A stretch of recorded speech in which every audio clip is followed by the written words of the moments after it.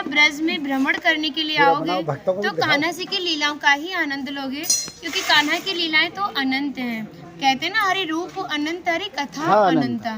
लेकिन जब भी आप भांडीर वन में प्रवेश करोगे, कवि शास्त्रों का अध्ययन करोगे या किसी के मुखार विंद से श्रवण करोगे तो ज्ञात होगा कि भांडीर वन में एकमात्र लीला नहीं है, यहाँ पे हमारी 14 लीलाओं का उल्लेख है। प्रथम लीला श्री जी के विवाह की मानी जाती है, लेकिन सबसे बड़ा ग्रंथ श्रीमद् भागवत जी को माना जाता है। आपने उसका अध्ययन श्रवण किया हो तो राधा रानी का नाम उसमें आता है नहीं आता?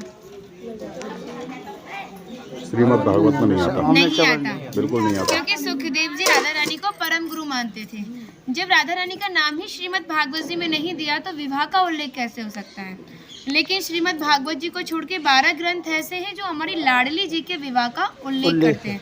लेकिन जिस भांडीर वट के नीचे आप खड़े हो, इसका श्रीमद् भागवत जी के 10वें स्कंद के 18वें अध्याय में 22वां श्लोक कि बृहंतो बाहि मानस्य 4 यंत्रस्य गोदनम भांडीरकम नाम बटम जम्बू कृष्णम प्रोग्राम, यानी वृक्ष द्वापर युग में बहुत विशाल था, 4 योजनों में फैला हुआ था। इसकी जो सीमा थी वो 15 किलोमीटर में थी, तो इसको पंचकोशीय वृक्ष के नाम से भी जानते थे।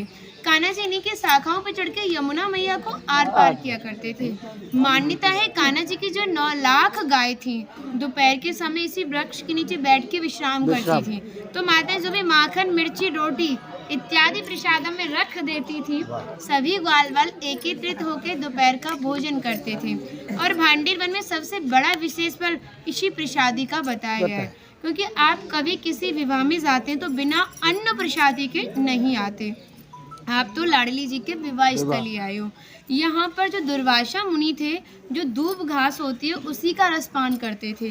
ब्रज की गोपियों ने इसी वट वृक्ष के नीचे उनको 56 प्रकार के व्यंजन खिलाए थे। यहाँ पर राधा कृष्ण में मल्ल युद्ध हुआ था, उसमें ये तय था कि जो भी हारेगा उसको भंडारा करना होगा। तो जब हमारे कान्हा जी हार गए थे तो ग्वाल वालों के साथ मिलके यहाँ पे भंडारा किया, उसी के नाम पर इसका नाम भांडीर वन पड़ा। यहाँ पर ब्राह्मण पत्नियों ने भी कान्हा जी को भोजन प्रसादी खिलाई है और ठाकुर जी ने ब्रजवासियों से ये टुकड़े मांग के पाए थे, तभी नाम दिया था इसका मधुकरी। मांग के पाना मतलब मधुकरी। तभी शास्त्रों में ब्रजवासियों को अपना हृदय बताया और कहा कि जब तक ब्रजवासी की कृपा नहीं होगी, ठाकुर जी की कृपा बहुत दूर की बात है। यानी सर्वप्रथम ब्रजवासी की कृपा होना बहुत ज़रूरी है, जब ही हमारे ठाकुर जी हमारे ऊपर कृपा करते हैं। हमारी राधा रानी ने स्कंद पुराण में इस स्थान के बारे में ये कहा था कि जो भी गुप्त वृंदावन आएगा वो मोक्ष को प्राप्त होगा। यानी भांडीर वन को ही उन्होंने गुप्त वृंदावन कह के संबोधित किया। तो कान्हा बोले तुम इतनी बड़ी बात को कह रही हो, लोग पाप करेंगे और सीधे दौड़े भांडीर वन चले जाएंगे, क्योंकि आपने तो मोक्ष धाम ही भांडीर वन को कह दिया। तब हमारी लाडली जी ने कहा नहीं कान्हा, मैं जिस पर विशेष कृपा करूँगी, जिसके प्रति मेरी भक्ति भाव दोनों सच्चे हैं और भक्त मेरी शादी में उपस्थित है। यानी आज से 5,500 वर्ष पूर्व आप इस स्थान पर थे। मनुष्य तो कोई था नहीं, तो अपने आप को कीड़े मकोड़े, घास फूस, पतझड़ इत्यादि अपने आप को मान सकते हो। जो भक्त उनकी शादी में उपस्थित था वो भक्त कई बार वृंदावन आएगा, जब जाके गुप्त वृंदावन आएगा, और डायरेक्टली नहीं, किसी ना किसी के माध्यम से। इस स्थान तक पहुंचने के लिए माध्यम का होना बहुत ज़रूरी है, और सारा श्रेय भी माध्यम को जाता है, क्योंकि माध्यम ही हमें ऐसे दिव्य स्थान पर पहुंचाता है। और जो भी भक्त भांडीर वन में प्रवेश करेगा, प्रवेश करने से जो कान्हा ने 14 लीलाएं भांडीर वन के अंदर की हैं, उनके दर्शन मात्र का फल प्राप्त होगा। और जो भी यहाँ की एक किनका प्रसादी पाएगा और एक रात्रि निवास करेगा, वो इस ब्रज गौलोक धाम से वैकुंठ गौलोक धाम को जाएगा, क्योंकि जो हमारे ठाकुर जी ने गौलोक धाम को इस 84 कोस में ही बांटा है।